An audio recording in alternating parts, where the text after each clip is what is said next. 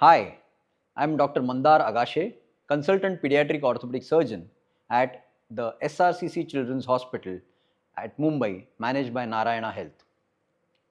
As a pediatric orthopedic surgeon, many kids come to me with something called as limping. Limping means it's an abnormal jerky movement where the child cannot walk properly, either because of weakness or because of pain. And a very common cause of this limping is something which we call as developmental dysplasia of the hip. Developmental dysplasia of the hip is one of the commonest causes of hip problems in a small child.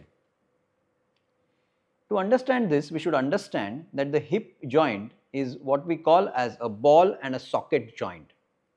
When we have a ball and a socket joint, we are able to walk well with a stable hip. In developmental dysplasia of the hip, what happens is that the socket is not like a socket but like a saucer, and because of this, the femoral head or the hip head goes out of that socket. That leads to profound problems like limping, pain in the hip, and abnormalities in the knee as well as spine. And this is a condition which needs to be treated as early as possible. In very young age, below 6 months of age, this, if it diagnosed well, can be treated very effectively with the help of a few Velcro straps, which collectively are known as Pavlik harness.